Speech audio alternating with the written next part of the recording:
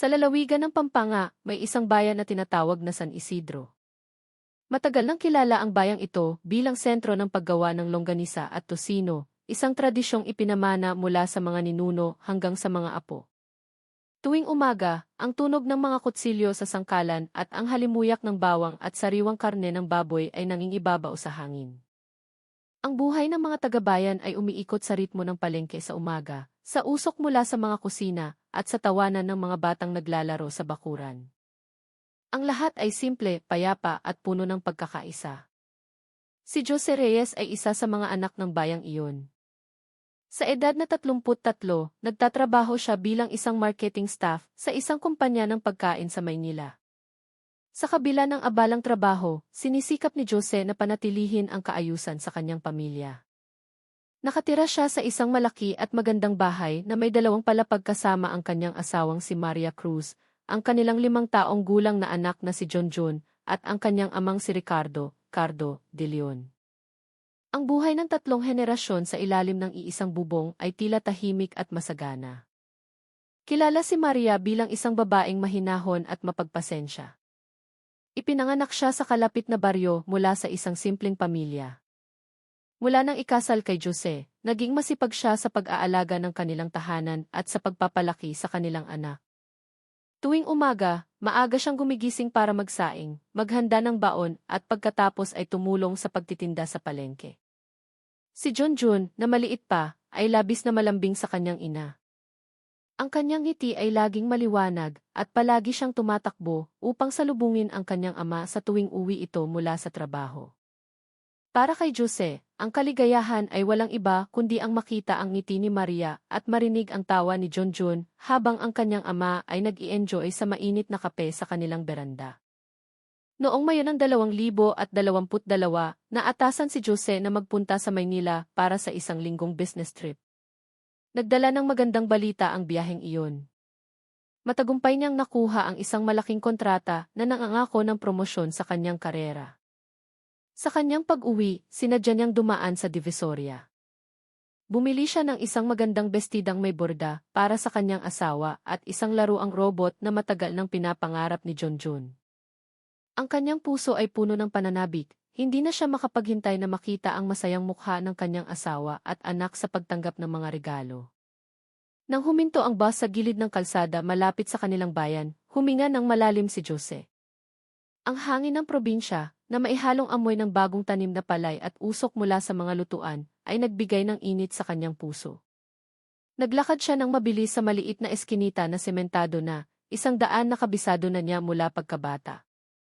Sa kanyang isip, iisa lang ang gusto niya, ang mayakap ang kanyang asawa at anak pagkatapos ng ilang araw na pagkawalay. Ngunit, isang kakaibang bagay ang nagpahinto sa kanyang mga hakbang. Ang bakal na tarangkahan ng kanilang bahay ay hindi nakakandado, bahagya lamang itong nakasara. Karaniwan, si Maria ay laging maingat, hindi niya kailanman hinahayaang bukas ang pinto ng ganoon lang. Pumasok si Jose habang masayang sumisigaw, "Maria! John! Nandito na si tatay." Walang sumagot. Ang nakita lamang niya ay si John na nakaupong tulala sa beranda. Hawak ng maliliit niyang daliri ang ilang piraso ng bato. Malungkot ang kanyang mukha, malayong-malayo sa dati. Nang makita ang kanyang ama, lumingon lamang siya saglit at muling yumuko, hindi tumakbo para yumakap gaya ng dati niyang ginagawa. Naramdaman ni Jose na mayroong mali. Lumapit siya, hinawakan ang balikat ng anak, at nagtanong sa malumanay na boses, "Anak, nasaan ang nanay mo?" Pinigilan ni John ang pag-iyak, nangingilid ang luha sa kanyang mga mata. "Umalis po si nanay. Sumama sa ibang tao." Ang mga salitang iyon, na puno ng kawalang malay, ay tumama sa puso ni Jose na parang kidlat. Nanigas ang kanyang katawan, nagkagulo ang kanyang isipan. Ang isang 5 taong gulang na bata ay hindi magsasalita ng ganoon kung hindi niya narinig mula sa isang matanda. Dali-daling pumasok si Jose sa sala, kumakabog ang kanyang dibdib. Doon ay nakita niya ang kanyang ama, si Mang Cardo, na kalmadong nakaupo habang humihigop ng kape. Sa edad na 54, matipuno ang kanyang katawan, maitim ang balat, at magaspang ang mga kamay, bakas ng ilang dekadang pagtatrabaho bilang magkakatay at gumagawa ng longganisa. Ang amoy ng sariwang karne ay tila nakadikit pa rin sa kanyang damit. Nang mapansin ang pagdating ng anak, bahagya lamang siyang nag-angat ng mukha. Ang kanyang tingin ay kalmado at walang emosyon. Nanginginig na nagtanong si Jose, "Tay, anong nangyari? Nasaan si Maria? Bakit ganoon ang sinasabi ni Junjun?" Dahan-dahang inilapag ni Mang Cardo ang tasa at huminga ng malalim. "Umupo ka muna, Jose. May masamang balita kang dapat malaman." At nagsimula siyang magkwento. 3 araw matapos umalis si Jose, nagpakita raw ng pagbabago si Maria. Madalas daw itong may kausap sa telepono ng palihim, nag-aayos ng mas magarbo, at tila nag-iba ang ugali. 2 gabi na ang nakalipas, habang tulog na ang lahat, binuksan daw ni Maria ang aparador, kumuha ng halos 20,000 piso, at umalis dala ang ilang damit. Kinabukasan, hindi na raw ito bumalik. Sa mapait na tono, sinabi ni Mang Cardo na tumakas si Maria, kasama ang ibang lalaki, iniwan ang anak at pamilya. Nakikinig si Jose na naninikip ang dibdib. Hindi siya makapaniwala. Paanong ang asawa niyang kilala sa pagiging simple, tapat, at mapagmahal ay magagawang iwanan ang kaisa-isa nilang anak para lang sa pera? Malinaw pa sa kanyang alaala noong nilagnat ng mataas si Junjun, nagpuyat si Maria ng walang tulugan hanggang sa pumayat siya. Ang isang inang tulad niya ay imposibleng iwanan ang kanyang anak.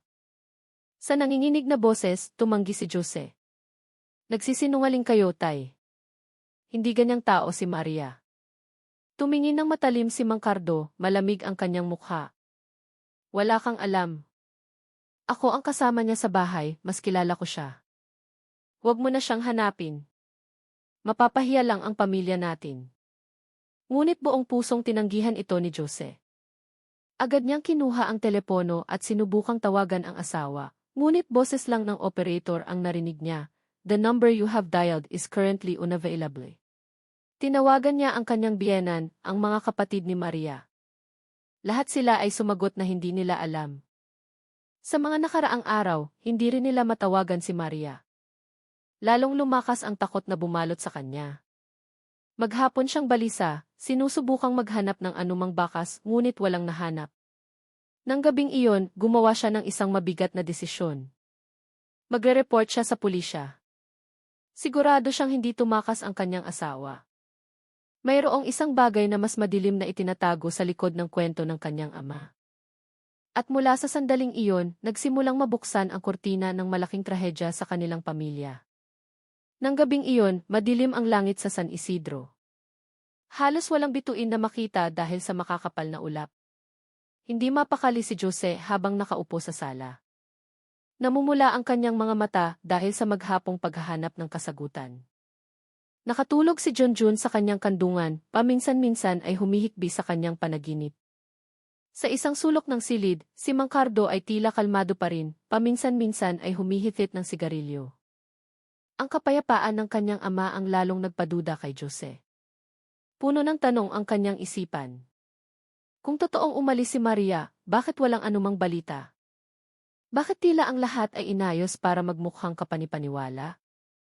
Kinaumagahan, naglakas loob si Jose na pumunta sa himpilan ng pulisya sa kabayanan. Tinanggap siya ng isang batang opisyal na nagngangalang Police Major Dante Gomez, ang hepe ng Criminal Investigation Unit na kilala sa pagiging metikuloso at matalas. Maputla ang mukha ni Jose, namamaga ang mga mata, at nanginginig ang boses habang isinasalaysay ang mga pangyayari. Hindi niya sinubukang itago ang kanyang hinala sa sariling ama. Makinig na mabuti si Major Gomez, itinatala ang bawat detalye. Nang matapos ang kwento, seryoso siyang tumingin kay Jose. "Ginoong Reyes, marami na akong nahawakang kaso ng asawang tumakas kasama ang ibang lalaki. Pero iba ang paraan mo ng pagkukwento. Walang galit o selos. Tanging takot sa pagkawala at paniniwala sa katapatan ng iyong asawa. Dahil dyan, kailangan kong isaalang-alang ang ibang posibilidad." Ang mga salitang iyon ay nagbigay ng kaunting lakas kay Jose. Naramdaman niyang hindi na siya nag-iisa.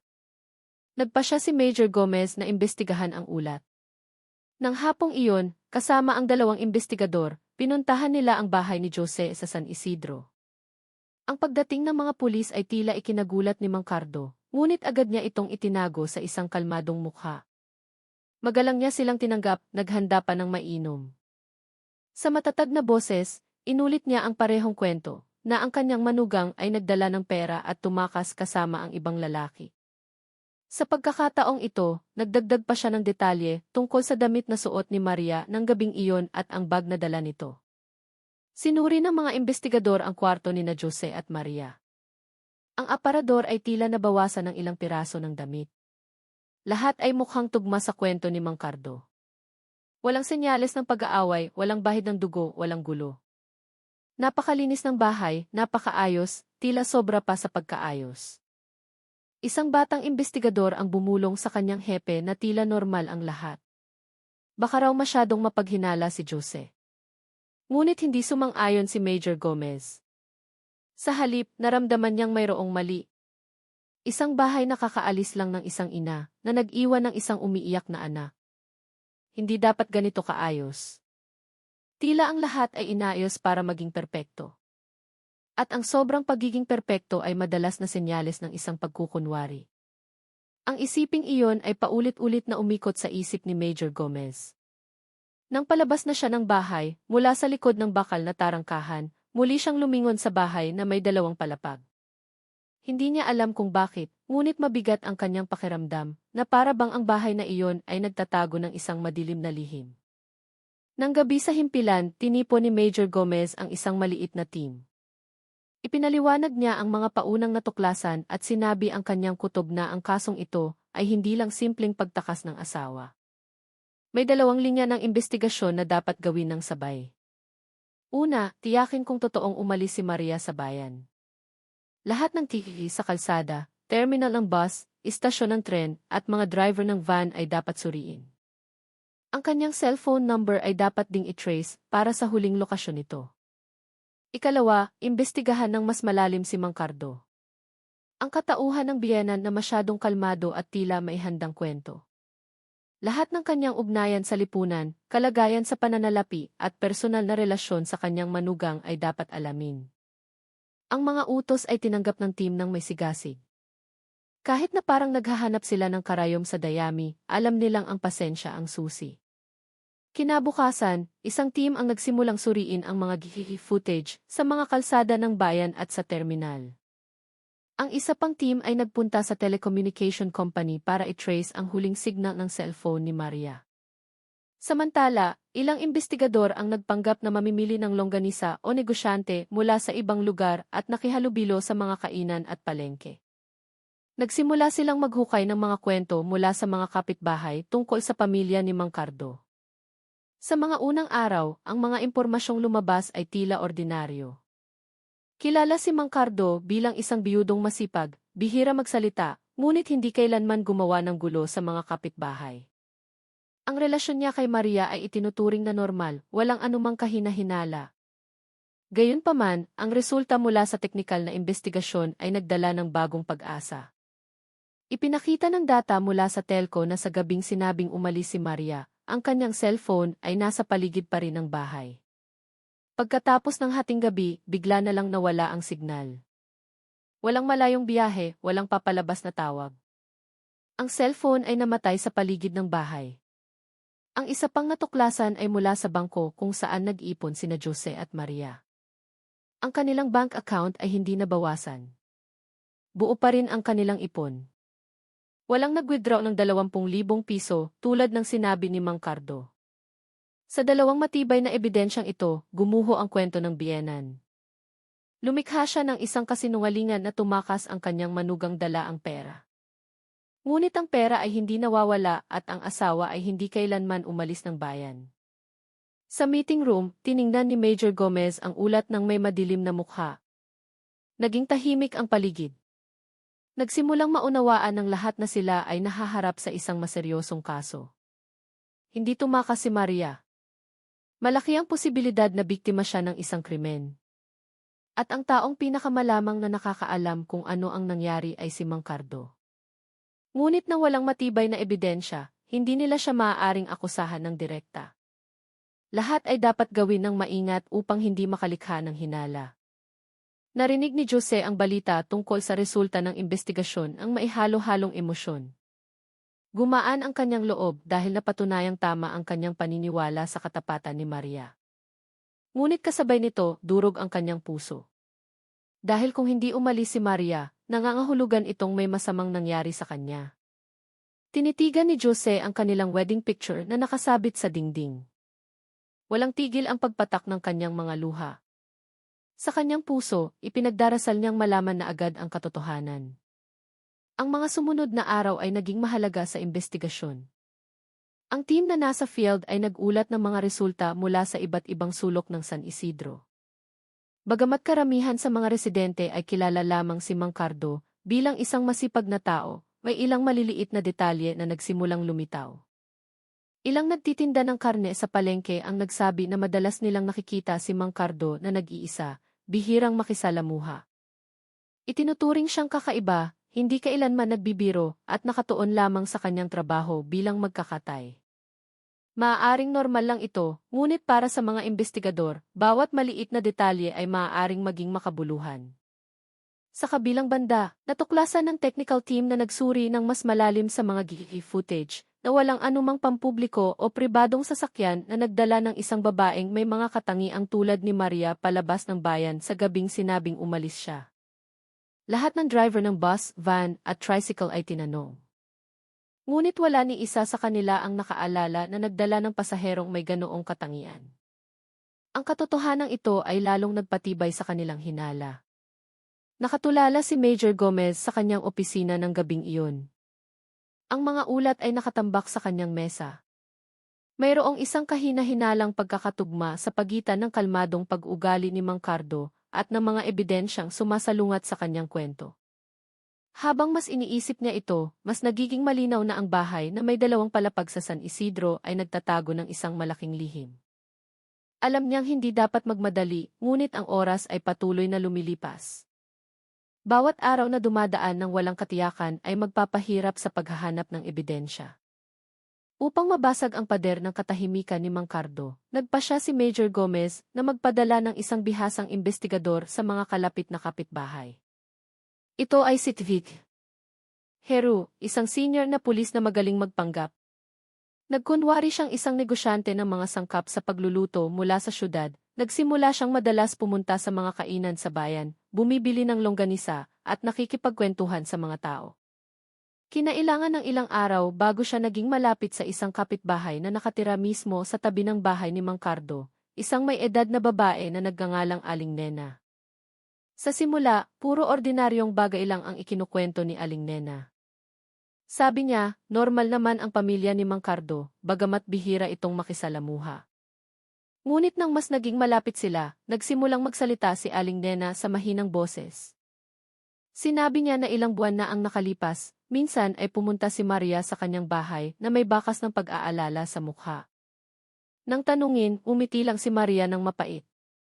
Ngunit sa isang pagkakataon, umiyak si Maria at umamin na hindi siya komportable kapag nag-iisa sa bahay kasama ang kanyang biyenan. Ikinuwento ni Aling Nena na pakiramdam daw ni Maria ay madalas siyang tinititigan ni Mang Cardo sa paraang nakakakilabot. Hindi tingin ng isang biyenan sa manugang, kundi isang tingin na nakakatakot. Minsan pa nga raw ay naramdaman ni Maria na may sumisilip sa kanya habang naliligo. Bukod pa rito, ilang personal niyang damit ang nawawala. Sa simula, inakala niyang tinangay lang ng hangin o napasama sa labahan, ngunit ang mga nawawala ay puro sa kanya lamang. Ang mga damit ni na Jose at John ay buo pa rin. Ang investigador na nakarinig sa pag-amin ni Aling Nena ay natigilan. Alam niyang ito ay gintong impormasyon. Agad niyang itinala lahat ng detalyado, ni-record pa niya gamit ang isang maliit na recording device na nakatago sa kanyang bulsa. Matapos tiyakin na ligtas ang pakiramdam ni Aling Nena, nagpaalam siya na may pangakong hindi masasayang ang lihim na ito. Nang gabing iyon, pinakinggan ang recording ng boses ni Aling Nena sa isang maliit na meeting room. Lahat ng investigador ay nakikinig ng may tensyon sa mukha. Ang mga simpleng salita na lumabas sa bibig ng isang kapitbahay ang nagbuka sa madilim na tabing na matagal nang nakatago. Ikinuyom ni Major Gomez ang kanyang mga kamay. Matalas ang kanyang mga mata. Alam niyang ang motibong hinahanap nila ay nagsisimula ng lumitaw. Ang kasong ito ay hindi tungkol sa pera. Ito ay tungkol sa ipinagbabawal na pagnanasa na tumubo sa puso ng isang lalaki para sa kanyang sariling manugang. Ipinatawag si Jose para pakinggan ang recording.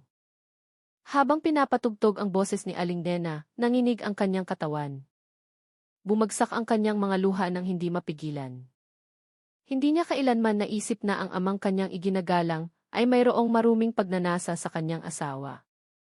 Ang kalungkutan na maihalong galit ay nagpasikip sa kanyang dibdib. Tumingin siya kay Major Gomez na may nagmamakaawang tingin. Parang awa niyo na, hanapin niyo si Maria. Inilagay ni Major Gomez ang kamay sa balikat ni Jose. Gagawin namin ang lahat. Pero tandaan, lahat ay dapat ayon sa batas. Kailangan natin ng mas matibay na ebidensya. Pagkatapos nito, lalong lumalim ang investigasyon. Ipinatawag ang mga forensic expert para muling suriin ang bahay ni Mang Cardo. Sinuyod nila ang bawat sulok, inangat ang sahig, sinuri ang mga dingding. Nang pumasok sila sa pribadong kwarto ni Mang Cardo, isang batang investigador ang nakahanap ng isang lumang aparador na gawa sa kahoy sa isang sulok. Kinatok niya ang ilalim ng aparador at nakarinig ng tunog na hungkag. Maingat na inangat ang tabla sa ilalim at lumitaw ang isang maliit na taguan. Sa loob nito, may isang luma at maalikabok na kahon na gawa sa kahoy. Nang buksan ito, natigilan ang lahat sa takot. Dose-dosenang damit panloob ng babae ang maayos na nakasalansan sa loob. Ang iba ay marumi pa, may mga mansa na malinaw na hindi lang alikabok. Si Jose, na naroroon, ay biglang nanghina. Nakilala niya ang ilan sa mga ito na pag-aari ni Maria. Ang mga bagay na iyon ay naging matibay na ebidensya na totoo ang kwento ni Aling Nena. Ang isang may sakit at baluktot na pagnanasa ay matagal nang nananahan sa pagkatao ni Mang Cardo. Ang pagkakatuklas na iyon ay nagdala sa investigasyon sa isang bagong direksyon. Ngayon, wala nang duda na nagtatago si Mang Cardo ng isang madilim na lihim. Ang malaking tanong ay, ano ang ginawa niya kay Maria sa gabing nawala ito? Nagsimulang maunawaan ng lahat na ang katotohanan ay maaaring mas nakakatakot pa kaysa sa kanilang inaakala. Tumayo si Major Gomez sa harap ng kanyang team na may matatag na mukha. Nakita na natin ang paunang ebidensya. Ang susunod na gawain ay hanapin si Maria. Kung wala na siya, kailangan nating hanapin ang anumang natira sa kanya. Kung wala iyon, hindi natin maisasara ang kasong ito. Tumingin si Jose sa bintana ng gabing iyon, blanko ang isip. Ang hangin ng probinsya ay marahang umiihip, dala ang amoy ng basang lupa pagkatapos ng ulan. Ngunit sa kanyang puso, iisa lang ang nararamdaman niya, takot na maihalong pighati. Alam niyang nagsisimula pa lang ang paghahanap sa katotohanan, at ang daan ay magiging puno ng tinik. Kinaumagahan, muling napuno ng abala ang himpilan ng pulisya sa Pampanga. Lahat ng investigador ay nagtipon para pag-usapan ang susunod na hakbang. Tumayo si Major Dante Gomez sa harap ng whiteboard, hawak ang isang marker. Sa matatag na boses, sinabi niyang malinaw na sira na ang kwento ni Mang Cardo. Ang ebidensya mula sa cellphone, bank account, testimonya ng kapitbahay, at ang natagpo ang mga damit panloob ay mga piraso na tumuturo sa iisang direksyon. Ngunit ang kaso ay hindi pa maaaring isara ng walang katiyakan tungkol sa sinapit ni Maria Cruz. Inutos ni Major Gomez na lihim na bantayan ang bahay ni Mang Cardo. Ilang miyembro ng team ang ikinalat sa paligid ng San Isidro, nagpapanggap na mga naglalako o mamimili ng longganisa. Ang layunin ay obserbahan ang bawat kilos ni Mang Cardo. Samantala, inatasan ng forensic team na muling suriin ang bahay at ang pwesto kung saan siya nagtatrabaho. Bawat sulok ay dapat suriin gamit ang modernong kagamitan, mula sa luminol na nakakadetect ng dugo hanggang sa mga espesyal na kamera para makita ang mga tagong butas. Si Mang Cardo ay nanatiling kalmado. Nagtitinda pa rin siya ng karne at longganisa sa palengke tulad ng dati. Gamit ang malaking kutsilyo, hinihiwa niya ang karne, tinitimbang, at pinagsisilbihan ang mga mamimili na para bang walang nangyari. Kapag may ilang residente na nagtatanong tungkol sa kanyang nawawalang manugang, umiiling lang siya at sinasabing umalis na ang babae kasama ang ibang lalaki. Ang kanyang bahagyang ngiti ay nagpapaniwala sa mga tao kahit sa panlabas lang. Ngunit para sa mga investigador, ang sobrang kalmadong pag-ugali ay lalong nagpapatibay sa kanilang hinala. Lumipas ang mga araw at patuloy na kinokolekta ang mga resulta mula sa laboratorio. Sa teknikal na aspeto, walang nakitang bahid ng dugo ng tao sa sahig ng bahay. Walang bakas ng pag-aaway sa kwarto ni Maria. Lahat ay malinis at maayos, masyadong malinis para sa isang bahay na bigla ang iniwan. Dahil dito, lalong naging kumbinsido si Major Gomez na may itinatago si Mang Cardo. Siya ay isang bihasang magkakatay, sanay sa dugo, kutsilyo at karne. Alam niya kung paano maglinis ng mga bakas ng perpekto. Si Jose ay lalong nalugmok. Gabi-gabi siyang nakaupo sa kwarto, yakap ang kanyang anak na madalas magising at tinatawag ang kanyang ina. Maliit pa si Junjun, hindi naiintindihan kung ano ang nangyayari. Ang alam lang niya ay matagal nang hindi umuuwi ang kanyang ina. Sa gitna ng kawalan ng pag-asa, muling pumunta si Jose sa himpilan ng pulisya, nagmamakaawang pabilisin ang paghahanap. Umiyak siya sa harap ni Major Gomez, paos ang boses dahil sa sobrang pagpipigil ng iyak. Hinawakan ni Major Gomez ang kamay ni Jose. Maniwala ka, ginagawa namin ang lahat. Pero kailangang umusad ang batas na may ebidensya. Kung walang matibay na pruweba, hindi kami maaaring mang-aresto ng sinuman. Ang mga salitang iyon ay nagpatahimik kay Jose. Bagamat wasak ang kanyang puso, alam niyang nagtatrabaho ng husto ang mga pulis. Ngunit ang pag-aalala at pagkawala ay unti-unting umuubos sa kanya. Lumabas siya ng himpilan na mabigat ang mga hakbang. Sa labas ng gusali, nilapitan siya ng isang matagal ng kaibigan. Si Miguel, kaklase ni Jose na ngayon ay isang lokal na mamamahayag, ay tinapik ang kanyang balikat. Jose, narinig ko ang tungkol kay Maria. Pasensya na kung ngayon lang ako nakapunta. Kung kailangan mo ng tulong, isusulat ko ito. Ipaalam ko sa mga tao. Tiningnan ni Jose ang kaibigan na mailuhang mga mata.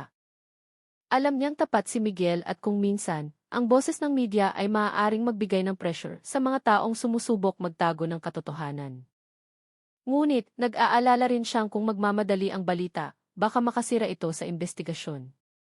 Sa mabigat na kalooban, sinabi na lang niya, ipagdasal mo na lang, Miguel, sana mahanap na si Maria.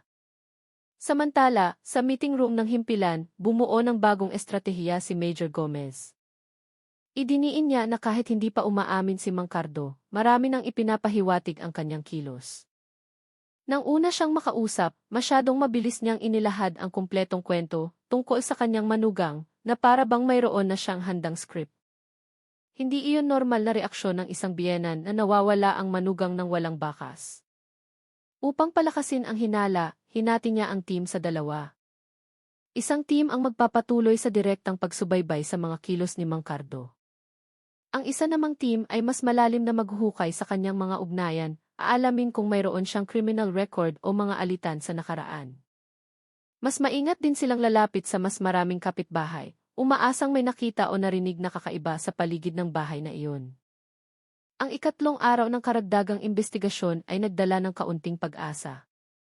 Isang batang kapitbahay ang umamin na sa gabing nawala si Maria, nakarinig siya ng mahinang ingay mula sa direksyon ng bahay ni Mang Cardo.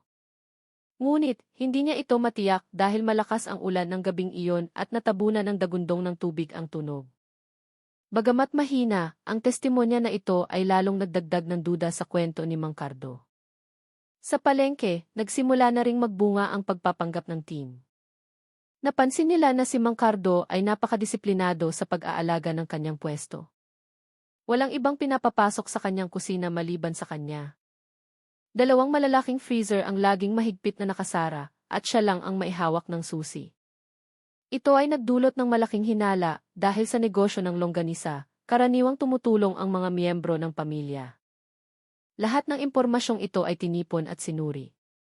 Napagpasyahan ni Major Gomez na malamang hindi lang itinatago ni Mang Cardo ang kinaroroonan ni Maria, kundi may ginawa rin siyang napakasama. Ngunit nang walang pisikal na ebidensya, hindi pa sila maaaring kumilos. Samantala, nagsimula nang lumitaw ang pressure mula sa pamilya ni Maria at sa komunidad. Sunod-sunod ang mga tanong, bakit hindi pa mailabas ng mga pulis ang katotohanan? Nang gabing iyon, nag-iisa si Major Gomez sa kanyang opisina. Madilim ang ilaw, nakatambak ang mga folder sa kanyang mesa. Sa labas ng bintana, muling bumuhos ang ulan. Tinitigan niya ang litrato ni Maria na ibinigay ni Jose. Ang malumanay ng ngiti ng babae ay tila direktang nakatingin sa kanya. Sa kanyang puso, nangako siya, hahanapin kita, anuman ang mangyari. Ika-4 na araw mula nang gawin ang ulat, lalong naging tensyonado ang sitwasyon sa himpilan ng pulisya. Pakiramdam ng lahat ng miyembro ng team ay malapit na ang katotohanan, ngunit kulang pa rin sila sa tiyak na ebidensya. Paulit-ulit na ipinaalala ni Major Gomez na bawat hakbang ay dapat maging maingat dahil si Mang Cardo ay hindi ordinaryong tao. Siya ay isang bihasang magkakatay, sanay sa dugo, karne at matatalim na kagamitan. Kung siya nga ang may sala, isa rin siyang taong marunong magtago ng bakas. Samantala, lalong lumubog si Jose sa pagkabalisa. Ang kanyang mga gabi ay ginugugol sa pagtitig sa walang laman na kwarto ng kanyang asawa. Madalas magising si Junjun na tinatawag ang kanyang ina, na lalong dumudurog sa kanyang puso. Sinusubukan niyang maging matatag sa harap ng anak, ngunit sa tuwing nagsasara ang pinto ng kwarto, walang tigil ang pagpatak ng kanyang mga luha. Sa gitna ng kawalan ng pag-asa, iisa lang ang kanyang paniniwala, imposibleng iwanan sila ni Maria ng ganoon lang.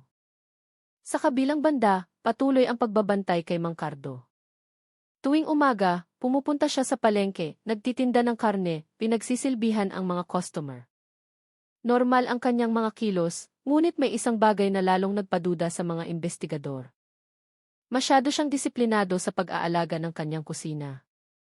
Ang 2 malalaking freezer ay hindi kailanman binubuksan sa harap ng ibang tao. Kapag may kapitbahay na nag-aalok ng tulong, laging tumatanggi si Mang Cardo sa dahilan na ayaw niyang makaabala.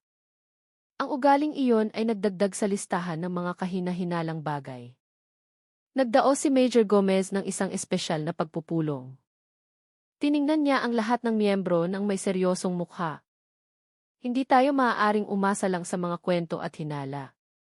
Kailangan natin ng totoong ebidensya. Kaya simula ngayon, 2 hakbang ang gagawin natin ng sabay. Una, hihingi tayo ng opisyal na search warrant. Ikalawa, tiyakin na lahat ng teknikal na ebidensya ay makokolekta, kasama na ang resulta mula sa laboratorio, para sa bawat bagay na pinaghihinalaan natin. Ang plano ay tinanggap ng may matatag na tango. Alam ng lahat na ang hakbang na ito ay isang malaking sugal. Kung magtatagumpay, maaaring mahanap nila ang tiyak na ebidensya. Ngunit kung mabibigo, lalong magiging maingat si Mang Cardo at maaaring sirain niya ang lahat ng bakas. Kinabukasan, inihanda ang search warrant. Maingat itong binuo ni Major Gomez, inilakip ang bawat sumusuportang ebidensya, mula sa mga tala ng telepono na nagpapakitang namatay ang cellphone ni Maria sa bahay, sa mga tala ng bangko na nagpapatunay na walang nawawalang pera, sa testimonya ni Aling Nena tungkol sa takot ni Maria, hanggang sa natagpo ang mga damit panloob sa kwarto ni Mang Cardo. Lahat ay inilahad sa isang makapal na ulat. Habang naghihintay ng desisyon, hindi tumigil ang team. Patuloy nilang minamanmanan ang paligid ng bahay ni Mang Cardo. Isang hapon, napansin ng isang investigador na nagdala si Mang Cardo ng isang malaking plastic bag sa likod bahay. Matapos suriin mula sa malayo, ang bag pala ay naglalaman lamang ng mga buto ng baka na itatapon. Ngunit ang maliit na pangyayaring iyon ay nagpatibay sa isang bagay, sanay si Mang Cardo na magproseso at magtapon ng mga bahagi ng hayop nang hindi nag-iiwan ng bakas. Isang nakakatakot na imahe ang lumitaw sa isip ng mga investigador. Paano kung ang kakayahang iyon ay ginamit din niya sa isang tao? Lalo nang hindi makatiis si Jose sa kanyang pagkabalisa. Muli siyang pumunta sa himpilan. Umupo siya sa harap ni Major Gomez na may mukhang puno ng kawalan ng pag-asa. Mahina ang kanyang boses, halos pabulong, "Sir, nakikiusap po ako, anuman ang paraan, hanapin niyo si Maria. Wasak ang buhay ko nang wala siya. Kailangan ng anak ko ang kanyang ina." Tiningnan siya ng malalim ni Major Gomez. Huminga siya ng malalim at sinabing, "Maniwala ka, Jose, hindi kami titigil hanggang sa matagpuan ang katotohanan. Pero may isang bagay akong hihilingin sa iyo. Manatili kang matatag para kay Junjun. Ikaw na lang ang mayroon siya ngayon." Ang mga salitang iyon ay nagpayuko kay Jose. Bumagsak ang kanyang mga luha sa sahig. Alam niyang tanging ang lakas ng kanyang loob ang makakapag-ingat sa kanyang anak. Nang gabi, dumating ang isang mahalagang balita. Ang opisyal na search warrant ay sa wakas ay naaprubahan. Agad na tinipon ni Major Gomez ang team at ipinaliwanag ang detalyadong plano. Kinaumagahan, kikilos sila. Ang bahay at pwesto ni Mang Cardo ay susuriin mula itaas hanggang ibaba. Walang sulok na dapat palampasin. Ang balitang iyon ay nagpasigla sa buong team, ngunit mayroon ding takot dahil alam nilang anumang matatagpuan nila ay maaaring nakakatakot. Sinabihan si Jose tungkol sa plano. Nanigas ang kanyang mukha, kumislap ang kanyang mga mata sa pagitan ng pag-asa at takot. Gusto niyang sumama, ngunit sinabi lang ni Major Gomez nang mahinahon, maaari kang dumalo bilang pamilya, ngunit maging handa ka sa anumang resulta. Nang gabing iyon, hindi makatulog si Jose. Umupo siya sa tabi ni Junjun na mahimbing na natutulog, hawak ang maliit na kamay ng anak. Sa labas ng bintana, nakasabit ang kalahating buwan, ang maputlang liwanag nito ay pumapasok sa kwarto. Bumulong si Jose sa kanyang sarili, Maria, kung nasaan ka man, magpakatatag ka. Kung wala ka na, hahanapin ko pa rin ang katotohanan. Sa ibang lugar, nakaupo si Mang Cardo sa sala ng kanyang bahay, nagsisindi ng sigarilyo sunod-sunod. Blanko ang kanyang tingin, tumatago sa dilim ng gabi. Walang nakakaalam kung ano ang iniisip niya. Ngunit kinaumagahan, ang malaking lihim na matagal niyang itinatago ay magsisimula ng mabuksan. Kinaumagahan, nagising ang San Isidro sa isang di pangkaraniwang sitwasyon. Malamig pa ang hangin, manipis na hamog ang nakabitin sa mga palayan. Nang huminto ang ilang sasakyan ng pulis sa bungad ng eskinita, 12 ng opisyal na nakauniporme ang bumaba ng may matatag na hakbang. Hindi sila gumawa ng ingay, ngunit ang kanilang presensya ay sapat na para lumabas ang mga kapitbahay sa kani-kanilang mga bahay, nagbubulungan at puno ng tanong. Nangunguna si Major Gomez sa paglalakad. Seryoso ang kanyang mukha, hawak ang search warrant. Sa likod niya, 2 investigador ang may dalang forensic kit.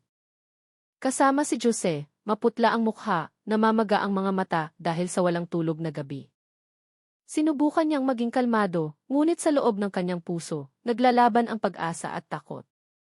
Nang buksan ang pinto ng bahay, si Mang Cardo ay nakatayo sa may pintuan. Matipuno ang kanyang katawan, puno ng mansa ng mantika ang kanyang damit pantrabaho, at matigas ang kanyang mukha. Sa isang iglap, may kumislap na gulat sa kanyang mga mata, ngunit agad itong natakpan ng isang blangkong ngiti. Sa paos na boses, nagtanong siya, anong meron at ang aga-aga ninyong naparito? Itinaas ni Major Gomez ang search warrant. Mayroon kaming opisyal na utos na magsagawa ng paghahalughog sa inyong bahay at pwesto. Hinihiling namin ang inyong kooperasyon. Tumingin ng matalim si Mang Cardo pagkatapos ay umatras para magbigay daan. CJ, wala naman akong itinatago. Kalmado ang kanyang pagkakasabi, ngunit ang kanyang mga kamay ay bahagyang nanginginig. Nagsimula ang paghahalughog. Ang team ay hinati sa ilang grupo. May sumuri sa sala, may naghalughog sa mga kwarto, at may pumasok sa kusina. Samantala, inihanda ng forensic team ang kanilang mga espesyal na kagamitan. Bawat sulok ng bahay ay sinuri ng maigi, ang mga tabla ng sahig ay kinatok isa-isa, ang mga dingding ay tinutukan ng ultraviolet light, at kahit ang maliliit na butas ay hindi pinalampas. Sa kwarto ni na Jose at Maria, walang natagpo ang senyales ng karahasan. Lahat ay maayos, masyadong maayos. Tanging ang aparador lang ang tila nabawasan ng ilang damit, tugma sa kwento ni Mang Cardo, ngunit ang sobrang kaayusan ay lalong nagpaduda kay Major Gomez. Nang pumasok ang team sa pwesto kung saan karaniwang nagtatrabaho si Mang Cardo, nagbago ang kapaligiran. Ang amoy ng karne at pampalasa ay agad na sumalubong sa kanila. Ang malaking mesang bakal ay basa pa sa dugo ng hayop. Ang matatalim na kutsilyo ay nakahanay ng maayos sa dingding. 2 malalaking freezer ang marahang umuugong, mahigpit na nakasara ang mga pinto. Isang investigador ang bumulong ng mahina. Masyadong malinis ang lugar na ito para sa isang katayan. Karaniwan, may mga tira-tirang taba o dugo, pero dito, halos wala. Para bang laging nililinis ng maigi. Matagal na tinitigan ni Major Gomez ang 2 freezer. Bumigat ang kanyang pakiramdam. Alam niyang sa likod ng ugong ng makina ay maaaring nakatago ang sagot na kanilang hinahanap. Sa matatag na boses, inutos niya, itala ang serial number at i-seal lahat ng laman ng freezer. Dadalhin natin lahat sa forensic lab. Si Mang Cardo, na nakatayo sa isang sulok, ay tila na balisa. Blanko pa rin ang kanyang mukha, ngunit nanginginig ang tingin ng kanyang mga mata. May gusto siyang sabihin, ngunit ang kanyang mga labi ay nanginginig lang ng walang tunog. Si Jose, na nakakita sa kanya, ay lalong nakumbinsi na may malaking lihim sa likod ng kalmadong iyon. Samantala, nagpatuloy ang ibang team sa pagsusuri sa pribadong kwarto ni Mang Cardo. Malayong-malayo ang itsura ng kwartong iyon sa ibang bahagi ng bahay. Madilim, magulo at masangsang ang amoy ng sigarilyo. Matapos suriin ang mga aparador at drawer, isang batang investigador ang nakahanap ng isang maluwag na tabla sa ilalim ng lumang aparador. Maingat na inangat ang tabla at lumitaw ang isang maliit na taguan. Sa loob nito, may isang kahon na gawa sa kahoy na may ukit. Nang buksan ang kahon, natigilan ang lahat. Dose-dosenang damit panloob ng babae ang maayos na nakasalansan sa loob. Ang ilan ay may basa pang mansa. Si Jose, na kasamang nakakita, ay napaluhod. Nakilala niya ang ilan na pag-aari ng kanyang asawa. Bumuhos ang kanyang iyak, nanginginig ang kanyang katawan. Isinara ni Major Gomez ang kahon ng may madilim na mukha. Ang ebidensyang ito ay hindi lang nagpapakita ng pagiging abnormal ni Mang Cardo, kundi nagpapatibay din sa hinala na si Maria ay biktima ng isang madilim na pagnanasa. Lalong bumigat ang atmosfera ng paghahalughog. Patuloy na nagtrabaho ang mga forensic, nililinis ang sahig gamit ang isang espesyal na kemikal. Sa likod bahay, hinukay ang lupa, ngunit walang natagpuan. Lahat ng posibilidad ay sinuri, ngunit wala ang bangkay ni Maria. Lumipas ang mga oras, tumaas na ang araw. Tumutulo ang pawis sa noo ng mga opisyal. Nakaupo si Jose sa isang sulok ng bakuran, blanko ang mukha, wasak ang puso. Ngunit alam niyang unti-unti nang lumalabas ang katotohanan. Nang maghahanda na ang team na tapusin ang paghahalughog, tumayo si Major Gomez at muling tiningnan ang katayan. Huminto ang kanyang tingin sa dalawang malalaking freezer. Naramdaman niya ang malamig na hangin na gumapang sa kanyang likod. Sa mabigat na boses, sinabi niya, dalhin lahat ng laman ng mga freezer na ito sa laboratorio. Agad na inilabas ng mga opisyal ang laman. Dose-dosenang kilo ng longganisa at giniling na karne ang maayos na nakabalot sa plastik. Lahat ay inilagay sa mga espesyal na cooler at nilagyan ng label na evidence. Ang mga taga-bayan na nanonood mula sa malayo ay nagbulungan, nagtataka kung bakit ang ordinaryong pagkain ay tinatrato na parang mahalagang bagay. Hindi nila alam na sa loob ng mga giniling na iyon ay maaaring nakatago ang pinaka-nakakatakot na lihim. Si Mang Cardo ay nanatiling nakatayo, naninigas. Maputla ang kanyang mukha. Malamig na pawis ang dumadaloy sa kanyang sentido. Ngunit wala siyang sinabi. Tanging isang blankong tingin ang sumunod sa bawat balot na inilalabas sa kanyang bahay. Nang matapos ang lahat, pinirmahan ni Major Gomez ang report. Tiningnan niya si Mang Cardo ng malalim. Salamat sa iyong kooperasyon. Susundan namin ang resulta ng paghahalughog na ito. Hindi sumagot si Mang Cardo, nakaupo lang sa isang lumang silya habang nakayuko. Lumapit si Jose kay Major Gomez, mahina ang boses. Sir, posible po bang? Nasa loob niyan si Maria? Matagal na natahimik si Major Gomez. Ayaw niyang magbigay ng padalus-dalus na sagot. Isang pangungusap lang ang kanyang sinabi. Magdasal tayo na agad na lumabas ang katotohanan. Nagtapos ang araw na iyon sa isang mabigat na kapaligiran. Ang San Isidro ay maingay pa rin sa mga bulong-bulungan. Ngunit para kay Jose, ang gabing iyon ay mas mahaba kaysa karaniwan. Tumingin siya sa madilim na langit, nagmamakaawa sa Diyos na bigyan na siya ng kasagutan. Ang mga araw pagkatapos ng paghahalughog ay naging isang panahon ng matinding tensyon. Ang mga ebidensya na binubuo ng dose-dosenang kilo ng longganisa at giniling na karne mula sa bahay ni Mang Cardo ay dinala na sa forensic laboratory sa Maynila para suriin. Maaaring abutin ng ilang araw ang resulta at ang paghihintay ay parang isang pagpapahirap sa lahat ng sangkot, lalo na kay Jose Reyes. Ginugol ni Jose ang kanyang oras sa pag-upo sa bahay ng kanyang kaibigang si Miguel, na mula pa sa simula ay nangakong sasamahan siya. Maputla ang kanyang mukha, payat ang katawan dahil walang ganang kumain. Tanging ang pagsama ni Miguel ang nagagawa niya, paminsan-minsan ay kinakausap siya para hindi masyadong malunod ang kanyang isip. Ngunit ang mga mata ni Jose ay laging blanko, ang kanyang isip ay nakatuon lamang kay Maria. Samantala, sa himpilan ng pulisya, patuloy na pinamumunuan ni Major Gomez ang mga maliliit na pagpupulong. Idiniin niya na kahit hindi pa lumalabas ang resulta ng laboratorio, lahat ng ebidensya na mayroon na sila ay dapat patuloy na palalimin. Ang kahon na naglalaman ng mga damit panloob ng babae na natagpuan sa kwarto ni Mang Cardo ay naging sentro ng atensyon. Ang mga ito ay kinunan ng litrato, itinala at ang ilan ay kinilala ni Jose. Halos lahat ay pag-aari ni Maria. Ang katotohanang iyon ay nagdagdag sa paniniwala na mayroong motibo ng pagnanasa sa likod ng lahat ng ito. Ngunit ang pinakanakakabagabag ay ang kilos ni Mang Cardo. Mula noong araw ng paghahalughog, hindi siya nagpakita ng pagtutol. Hindi siya nagalit, hindi nagprotesta, nanahimik lang. Nagtitinda pa rin siya tulad ng dati na para bang walang nangyari. Kapag tinatanong ng mga kapitbahay, kalmado pa rin niyang sinasagot na tumakas ang kanyang manugang kasama ang ibang lalaki. Tila kumbinsido siyang walang sinuman ang makakapagpatunay na nagsisinungaling siya. Ang kalmadong iyon ay lalong nakakatakot para sa mga investigador.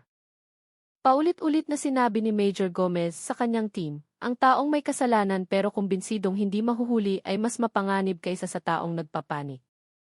Si Mang Cardo ay hindi lang ordinaryong tagabayan, siya ay isang magkakatay na alam kung paano magtago ng bakas. Ilang miyembro ng team ang nagsimula ng mawala ng pag-asa. Sabi nila, kung walang katawan ng biktima, mahirap patunayan ang anuman. Ngunit hindi sumuko si Major Gomez. Naniniwala siyang ang modernong forensic science ay kayang ilabas ang katotohanan kahit mula sa mga bagay na tila walang halaga. Kaya't matyaga siyang naghintay sa resulta ng laboratorio. Kahit nabalisa, madalas pumunta si Jose sa himpilan para magtanong ng update. Sa tuwing nakikita niya si Major Gomez, pareho lang ang sagot, naghahintay pa rin kami. Ngunit, ang tingin ng opisyal ay sapat na para maniwala si Jose na hindi titigil ang investigasyon. Sa San Isidro, nagsimulang kumalat ang tsismis. May mga naniniwalang tumakas si Maria. Mayroon ding mga lihim na naghihinala kay Mang Cardo, ngunit lahat ay bulungan lang. Walang nangahas magsalita ng hayagan. Masyadong malaki ang pangalan ni Mang Cardo sa bayan, kilala siyang isang matandang masipag kahit tahimik. Para sa marami, mahirap isipin na sa likod ng matigas na mukhang iyon ay mayroong madilim na lihim. Lalong naging tensyonado ang sitwasyon nang magulat ang isang investigador ng bagong tuklas sa bahay ni Mang Cardo. Habang muling sinusuri ang banyo, nakahanap siya ng isang maliit na butas na kasing laki ng dulo ng lapis sa dingding na naghihiwalay sa banyo at sa kwarto ni Mang Cardo. Mula sa butas na iyon, malinaw na makikita ng isang tao ang loob ng banyo nang hindi nalalaman.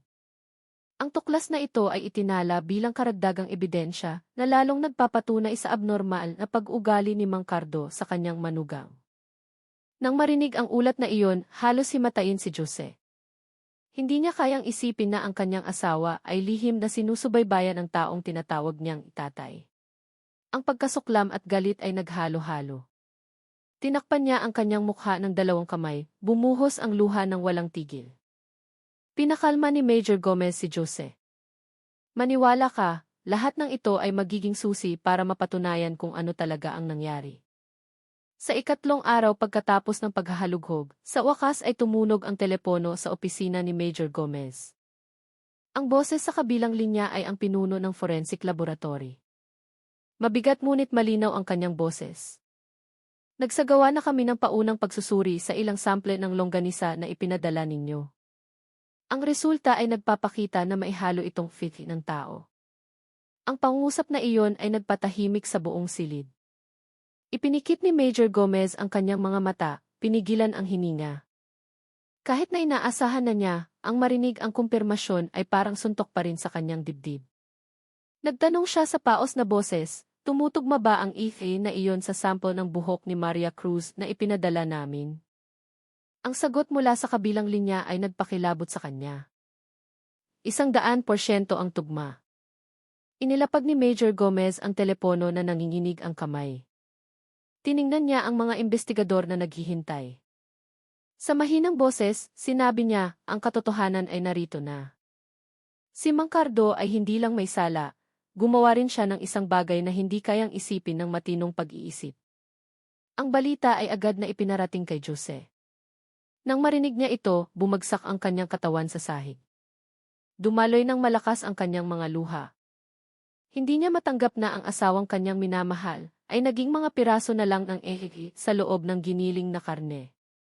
Ang kanyang iyak ay nakakadurog ng puso. Si Junjun, na nasa malapit, ay umiyak din nang hindi naiintindihan kung ano talaga ang nangyayari. Tumayo si Major Gomez na may matigas na mukha. Alam niyang dumating na ang oras. Hindi na maaaring magtago si Mang Cardo sa likod ng kanyang mga kasinungalingan. Nagsalita na ang siyensya. Ang arrest warrant ay dapat ihanda agad. Nang gabing iyon, kumilos ang buong team. Binuo ang mga dokumento para sa pag-aresto. Nakuha ang pirma ng pag-apruba mula sa piskalya. Lahat ay inihanda para sa malaking hakbang kinaumagahan. Sumikat ang araw sa San Isidro na may kulay abong langit. Ang mga ibon ay humuhuni sa mga palayan, hindi alam na sa umagang iyon, masasaksihan ng kanilang bayan ang isang bagay na hindi pa nangyayari dati. Basa pa ang mga kalsada mula sa ulan ng gabi. Muling pumasok ang ilang sasakyan ng pulis sa makipot na eskinita, patungo sa bahay ni Mang Cardo. Sa pagkakataong ito, hindi na paghahalughog, kundi pag-aresto. Sa loob ng sasakyan, tahimik na nakaupo si Major Gomez. Ang kanyang mukha ay kasing tigas ng bato. Hawak niya ang opisyal na arrest warrant na may pirma na. Sa likurang upuan kasama si Jose. Malungkot pa rin ang kanyang mukha, namamaga ang mga mata. Ngunit sa likod ng lahat ng iyon, mayroong determinasyon na makita ang katarungan. Nang huminto ang grupo sa harap ng bahay, si Mang Cardo ay nakatayo sa kanyang pwesto. Ang kanyang mga kamay ay abala sa paghiwa ng karne. Ang malaking kutsilyo sa kanyang kamay ay mabilis na gumagalaw, na para bang walang anumang bigat na dinadala. Ilang mamimili ang naghihintay, hindi alam na ang kaharap nila ay isang taong malapit ng arestuhin dahil sa isang nakakatakot na akusasyon. Nang makita ang mga pulis na papalapit, natigilan si Mang Cardo. Ang kanyang blangkong ngiti ay nawala, napalitan ng tingin na puno ng kaba. Ang kutsilyo sa kanyang kamay ay nahulog sa mesang bakal, lumikha ng isang malakas na tunog. Lumapit si Major Gomez. Matatag ang kanyang boses. Ricardo de Leon. Arestado ka sa salang pagpatay kay Maria Cruz. Biglang nagkagulo ang mga tao sa palengke. Nagtinginan ang mga mamimili. Ang ilan ay nagtakip ng bibig, hindi makapaniwala sa kanilang narinig. Nanigas si Mang Cardo. Maputla ang kanyang mukha. Sinubukan niyang magsalita, ngunit walang boses na lumabas. Nanginginig ang kanyang mga kamay nang hihina ang katawan. Dalawang opisyal ang lumapit at mabilis siyang pinusasan. Hindi nanlaban si Mang Cardo. Yumuko lang siya. Malamig na pawis ang dumaloy sa kanyang sentido. Si Jose, na nakatayo sa malayo, ay tumingin na may mga luhang mata. Para sa kanya, ang tanawing iyon ay isang bangungot. Ang amang kanyang iginagalang, ang taong kanyang tinitingala, ay napatunayang siya ring pumatay sa kaligayahan ng kanyang buhay. Dinala si Mang Cardo sa sasakyan ng pulis. Ang mga taga-bayan ay natahimik lang. Ang ilang babae ay sumigaw sa gulat, hindi makapaniwalang ang kanilang kapitbahay na kilala sa pagiging masipag ay nagtatago pala ng isang madilim na lihim. Sa himpilan ng pulisya, nakaupo si Mang Cardo sa interrogation room. Tense ang kanyang mukha, namumula ang mga mata, ngunit ang kanyang bibig ay sumusubok pa ring magkaila. Iginigiit niyang umalis ang kanyang manugang dala ang pera. Sumigaw siyang lahat ng akusasyon ay paninira lamang. Hindi na tinag si Major Gomez. Inilapag lang niya ang isang folder sa mesa. Ang folder na iyon ay naglalaman ng resulta ng laboratorio na nagpapatunay na ang ihi ni Maria ay natagpuan sa longganisa mula sa bahay ni Mang Cardo. Dahan-dahang binuksan ang folder, ipinakita ang bawat pahina. Nalalaki ang mga mata ni Mang Cardo habang binabasa ito. Nanginginig ang kanyang mga labi, tumutulo ang pawis. Sa wakas, gumuho ang kanyang depensa. Tinakpan niya ang kanyang mukha ng dalawang kamay. Nanginginig ng malakas ang kanyang katawan. Isang magaspang na iyak ang lumabas sa kanyang bibig. Hindi iyak ng pagsisisi, kundi iyak ng isang taong alam na nabunyag na ang kanyang lihim. Tiningnan siya ni Major Gomez ng malamig. Sabihin mo lahat. Anong ginawa mo kay Maria? Matagal bago nagsimula magsalita si Mang Cardo. Sa paos na boses, umamin siyang mula pa sa simula ay natukso siya sa ganda ng kanyang manugang. Ang kanyang tingin kay Maria ay hindi tingin ng isang biyenan, kundi isang pagnanasa na kanyang kinimkim. Madalas siyang sumilip mula sa maliit na butas sa banyo, ninanakaw pa ang mga damit panloob ni Maria para itago. Sa gabing iyon, habang nasa business trip si Jose, sinubukan niyang lapitan si Maria. Ngunit, mariing tumanggi si Maria, sumigaw at nanlaban. Dahil sa takot na mabunyag, sinakal niya ito gamit ang kanyang magaspang na mga kamay. Ang mahinang katawan ni Maria ay hindi nakayanan. Bumagsak siya at hindi na muling gumising.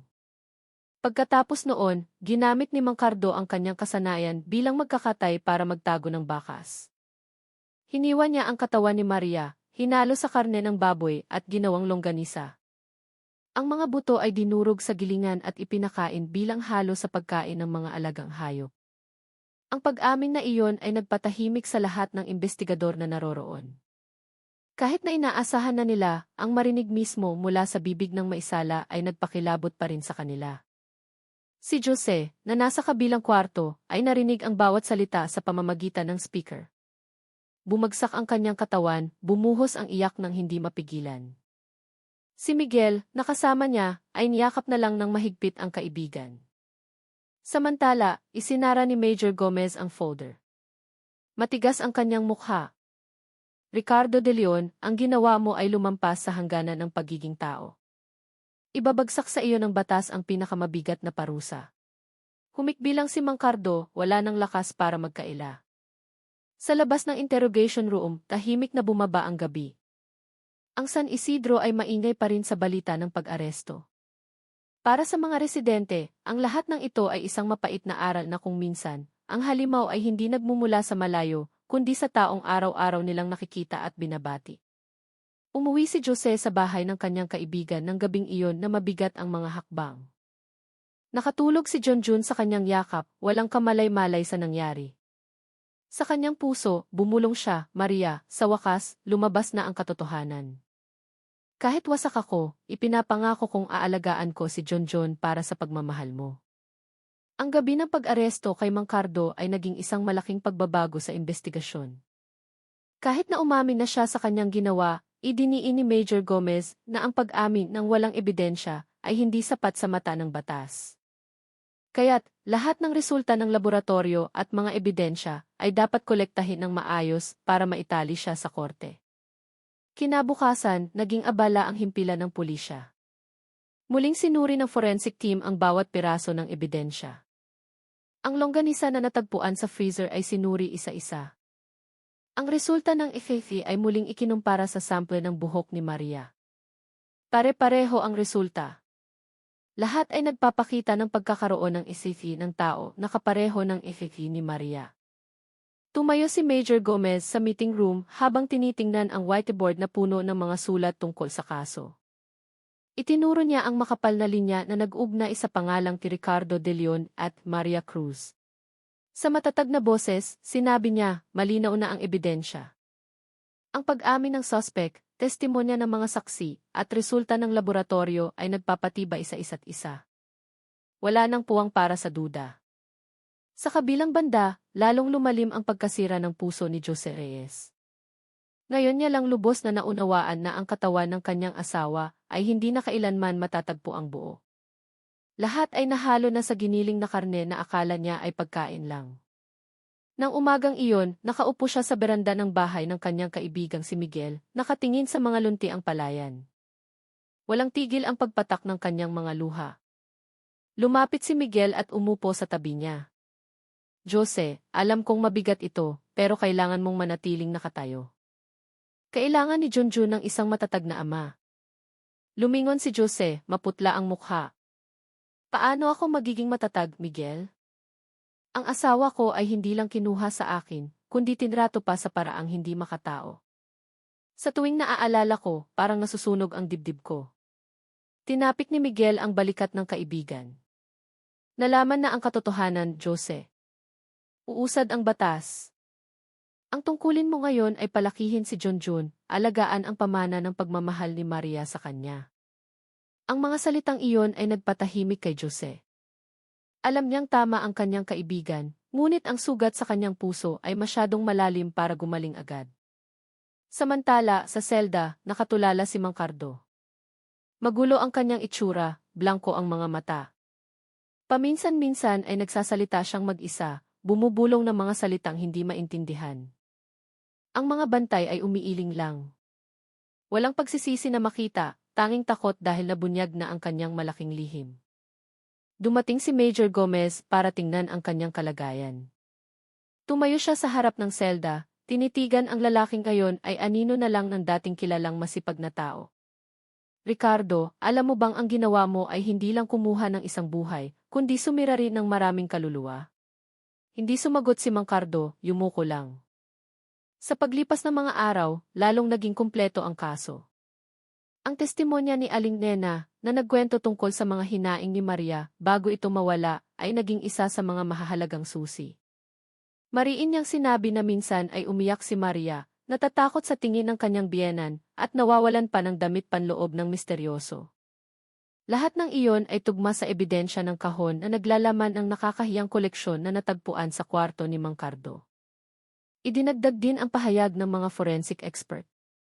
Ipinaliwanag nila sa paraang siyentipiko kung paano nananatili ang ihi ng tao, kahit nahalo na sa ibang karne. Ang paliwanag na iyon ay lalong nagpatibay sa kaso. Ngunit para kay Jose, lahat ng iyon ay nagdagdag lang sa kanyang sakit. Sa tuwing naririnig niya ang ulat, bumabalik ang imahe ng mukha ng kanyang asawa. Madalas niyang takpan ang kanyang mga tainga, hindi kayang isipin kung paano naranasan ni Maria ang mga huling sandali ng kanyang buhay. Si Junjun, na maliit pa, ay patuloy na nagtatanong tungkol sa kanyang ina. Tatay, bakit po hindi umuwi si nanay? Ang tanong na iyon ay sumasaksak sa puso ni Jose sa tuwing binibigkas. Niyayakap na lang niya ng mahigpit ang anak, bumubulong, nasa langit na si nanay, anak. Ang balita tungkol sa kaso ay nagsimulang kumalat. Nagsulat ang lokal na media na may malalaking pamagat, magkakatay ng Pampanga, arestado. Pinaghihinala ang pinatay ang manugang. Ang San Isidro ay naging usap-usapan sa buong lalawigan. Maraming tao ang dumarayo para lang makita ang bahay ni Mang Cardo, isang lugar na ngayon ay itinuturing na nakakatakot. Nagsulat si Miguel ng isang mahabang artikulo tungkol sa kaso. Ngunit, iba ang kanyang estilo sa ibang media. Hindi lang niya binigyang diin ang kalupitan ng ginawa ni Mang Cardo, kundi inilarawan din ang pagdurusa nina Jose at Junjun.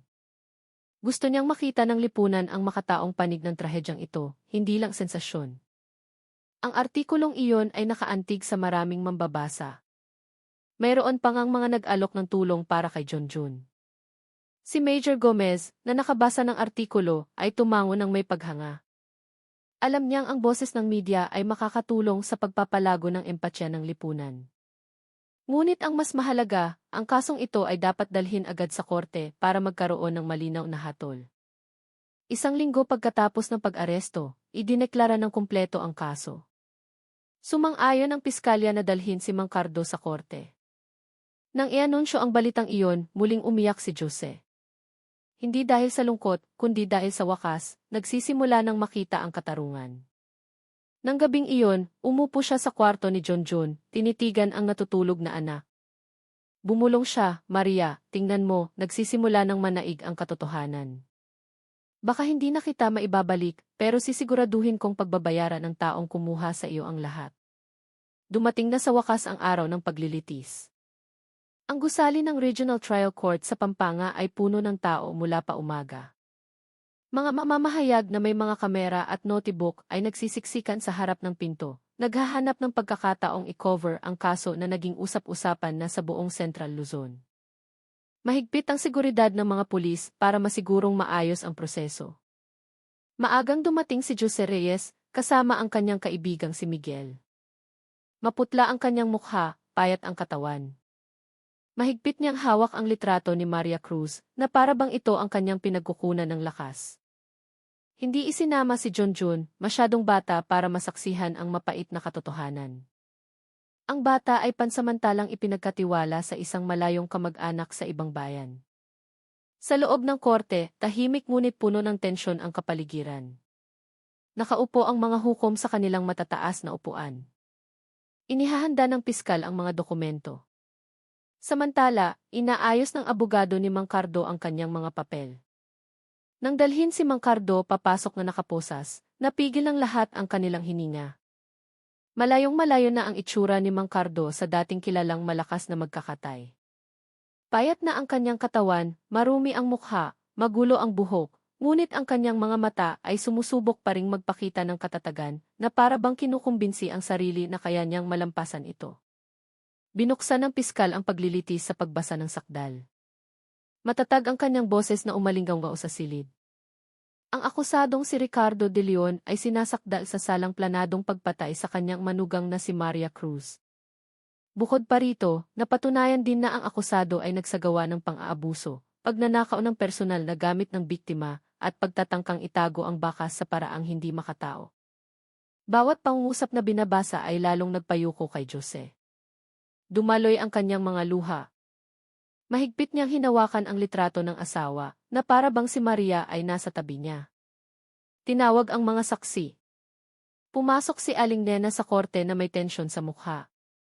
Nagpatotoo siyang madalas magkwento sa kanya si Maria, natatakot at hindi komportable sa tingin ng kanyang biyenan. Ikinuwento rin niya kung paano misteryosong nawawala ang mga damit panloob ni Maria. Nanginginig ang kanyang boses, ngunit nanatili siyang matatag. Pagkatapos noon, si Jose naman ang tinawag. Lumakad siya papunta sa harap ng mabigat ang mga hakbang. Lahat ng mata ay nakatuon sa kanya. Sa paos na boses, ikinuwento niya ang araw na umuwi siya mula sa business trip, na tuklasang nawawala ang kanyang asawa, at narinig ang kwento ng kanyang ama na tumakas si Maria dala ang pera. Idiniin niyang hindi ganoong klaseng babae ang kanyang asawa. Habang nagsasalita si Jose, nakayuko si Mang Cardo. Walang protesta, walang pagtanggi. Paminsan-minsan lang siyang humihinga ng malalim. Ipinakita ng piskal ang mga ebidensya.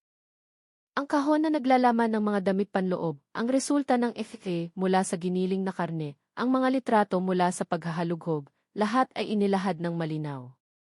Bawat ebidensya ay nagpapatibay na si Mang Cardo nga ang may sala. Nang buksan ang kahon sa loob ng korte, narinig ang mga bulungan at hikbi mula sa mga dumalo. Hindi kayang tingnan ni Jose, tinakpan niya ang kanyang mukha ng mga kamay. Tumingin ng matalim ang hukom kay Mang Cardo. Nagtanong kung may gusto siyang sabihin. Bumulong lang si Mang Cardo, nagkamali po ako. Nagpatuloy ang paglilitis sa depensa mula sa abogado ni Mang Cardo. Sinubukan nilang pagaanin ang parusa sa dahilan ng psychological pressure at problema sa pag-iisip. Ngunit mariing tinutulan ito ng piskal, sinabing ang ginawa niya ay resulta ng buong kamalayan, planado at hindi mapapatawad. Ipinagpaliban ang paglilitis sa araw na iyon para bigyan ng oras ang mga hukom na mag-usap. Ngunit mula sa itsura ng mga hukom, ramdam ng publiko na malinaw na ang direksyon ng hatol. Sa labas ng gusali, umupo si Jose sa hagdanan na pagod ang mukha. Sinamahan siya ni Miguel, tinapik ang kanyang balikat. Nagampanan mo na ang iyong bahagi. Nagsalita ka na para kay Maria. Tumango si Jose. May luha pa rin sa kanyang mga mata. Gusto ko lang matahimik si Maria doon. Gusto kong lumaki si Junjun nang walang anino ng kasinungalingan. Kinabukasan, muling napuno ang korte. Mga taga-bayan, mamamahayag at mag-aaral ng batas ay dumagsa. Lahat ay gustong masaksihan ang pagpapatuloy ng kaso. Pumasok ang mga hukom na seryoso ang mukha. Matapos pukpukin ang martilyo, muling binuksan ang paglilitis. Ipinagpatuloy ng piskal ang pagbasa ng detalyadong resulta ng forensic examination. Matatag ang boses ng piskal, bawat salita ay parang martilyo na tumatama sa puso ng lahat. Ipinaliwanag kung paano natagpuan ang ihi ng tao sa giniling na karne, kung paano 100% na tumugma ito sa SEE ni Maria Cruz, at kung paano pinalakas ng karagdagang ebidensya mula sa mga damit panloob ng biktima ang lahat ng hinala. Lahat ng siyentipikong datos ay inilahad ng walang anumang puwang para sa duda. Si Jose, na nakaupo sa upuan ng saksi, ay nakikinig na wasak ang puso. Bawat pangungusap ay parang kutsilyo na sumasaksak sa kanyang dibdib. Tinakpan niya ang kanyang mukha, pinipigilan ang iyak. Hinawakan ni Miguel ang kanyang balikat para magbigay ng lakas. Nang oras na para sa depensa, sinubukan ng abogado ni Mang Cardo na sabihing nakaranas ang akusado ng matinding kalungkutan dahil sa pag-iisa matapos mamatay ang kanyang asawa maraming taon na ang nakalipas. Tinawag nila ang kanyang ginawa bilang isang uri ng mental disorder na hindi nakontrol. Ngunit ang argumento ay tila mahina sa harap ng napakatibay na mga ebidensya. Lumingon ang hukom kay Mang Cardo. May gusto bang sabihin ang akusado? Natahimik ang silid. Dahan-dahang inangat ni Mang Cardo ang kanyang mukha. Namumula ang kanyang mga mata, paos ang boses. Nagkamali po ako, kagalang-galang. Hindi ko po alam kung anong demonyo ang pumasok sa isip ko ng gabing iyon. Humagulgol siya. Ngunit ang iyak na iyon ay hindi nagdulot ng simpatsya. Sa halip, marami ang yumuko, nasuklam sa pag-amin ng isang taong kayang pumatay sa sarili niyang kadugo. Tiningnan siya ni Jose na may mga luhang mata. Sa kanyang puso, gusto niyang sumigaw, ngunit nakakandado ang kanyang mga labi. Para sa kanya, wala nang salitang patawad. Isinara ng mga hukom ang paglilitis sa araw na iyon, idineklara na babasahin ang hatol sa susunod na linggo. Ang desisyong iyon ay nagpakabog sa puso ng lahat. Nang gabing iyon, umuwi si Jose sa bahay ng kanyang kaibigan na mabigat ang mga hakbang. Tumakbo si John para salubungin siya, niyakap ang kanyang binti. Tatay, kailan po uwi si nanay? Lumuhod si Jose at niyakap ng mahigpit ang anak. Dumaloy ng malakas ang kanyang mga luha. Bumulong siya, nasa langit na si nanay, anak. Hindi na siya babalik, pero palagi niya tayong tinitingnan mula doon. Dumating ang araw ng hatol. Muling napuno ang korte. Pagkatapos ng mahabang paghihintay, binasa ng punong hukom ang desisyon. Matapos suriin ang lahat ng ebidensya at testimonya, napatunayan ng korte na si Ricardo de Leon ay nagkasala ng walang anumang pag-aalinlangan sa salang planadong pagpatay.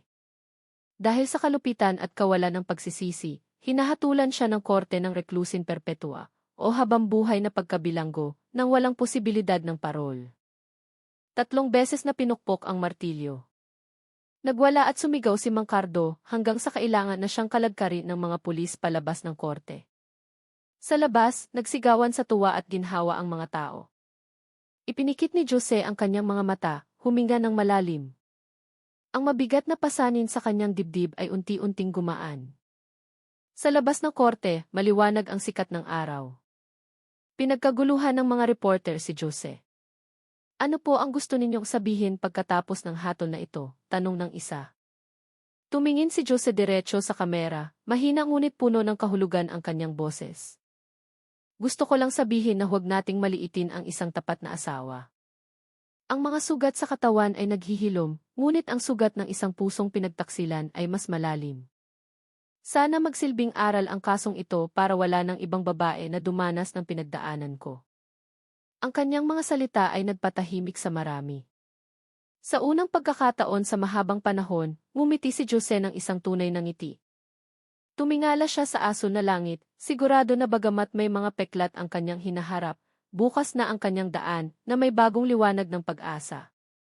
Ang kwento ni Maria ay naging isang